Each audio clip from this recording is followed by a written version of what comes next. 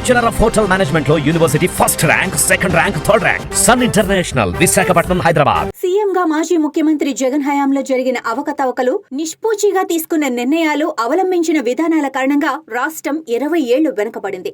బాధ్యత లేని వ్యక్తులు, పాలకులు రాష్ట్రం ఏ స్థాయిలో వెనుకబడుతుందో జగన్ హయాంలో ఏపీ పరిస్థితిని చూస్తే అర్థమవుతుంది.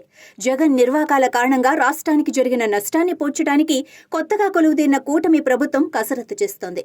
ముఖ్యంగా రుషికొండకు బోడిగుండు కొట్టేసి, ఆ కొండపై గతంలో ఉన్న రిసార్టును కూల్చేసి మాజీ ముఖ్యమంత్రి జగన్ రెడ్డి కట్టించిన ప్యాలెస్ ఎందుకు కొరగాకుండా ఉంది. ప్రజలకు ఉపయోగపడే కట్టడాలను కూల్చేసి మళ్లీ టూరిజం ప్రాజెక్టు కడతామంటూ అబద్దాలు చెప్పి అత్యంత రహస్యంగా అక్కడో రాజభవనం లాంటి ప్యాలెస్ కట్టేసింది. ఇప్పుడు జగన్ సర్కార్ కూలిపోయింది. కూటమి సర్కార్ కొలువు తీరింది. జగన్ పదవీచ్యుతుడైన తర్వాతే రుషికొండ రాజభవన రహస్యాలు బయటికి వచ్చాయి. జనం డబ్బుతో జగన్ తన జల్సాల కోసం కట్టుకున్న ప్యాలెస్ అన్నది వెల్లడైంది. జనం విస్తుపోయారు. ఎన్నికల ముందే ఈ బండారం బయటపడి ఉంటే జగన్ పార్టీకి ఆ 11 స్థానాలు కూడా వచ్చి ఉండేవి కావని అంటున్నారు.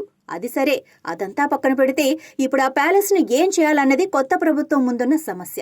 స్టార్ హోటల్ గా చేద్దామంటే ఆ ప్యాలెస్ లో ఉన్నది 12 బెడ్రూమ్లే. టూరిజం భవనంగానూ పనికిరాదు. పోనీ సీఎం విశాఖ క్యాంప్ ఆఫీస్ గా వినియోగిద్దామంటే సింప్లిసిటీకి ప్రాధాన్యత ఇచ్చే చంద్రబాబు అంత ఖరీదైన ప్యాలెస్ ను వినియోగించడానికి అంగీకరించరు. 550 కోట్ల ప్రజాధనాన్ని దుర్వినియోగం చేసి కట్టిన ఆ భవనాన్ని ఉపయోగకరంగా మార్చాలి అంటే ఏం చేయాలి? ఎవరికి అర్థం కాక తలలు పట్టుకుంటున్నారు. అయితే చంద్రబాబు మాత్రం ఈ విలాస భవనం వినియోగం విషయంలో టాటా గ్రూప్ ను సంప్రదించినట్లు తెలుస్తోంది. ఎందుకంటే టాటా గ్రూప్ 3 బ్రాండ్ల కింద హోటల్స్ ను నడుపుతోంది. అందులో పెద్ద brand Indian hotels company limited. ఆ కంపెనీ ఈ రుషికొండ ప్యాలెస్ నిర్వహణ బాధ్యత అప్పగించాలని చంద్రబాబు యోచిస్తున్నట్లు చెబుతున్నారు.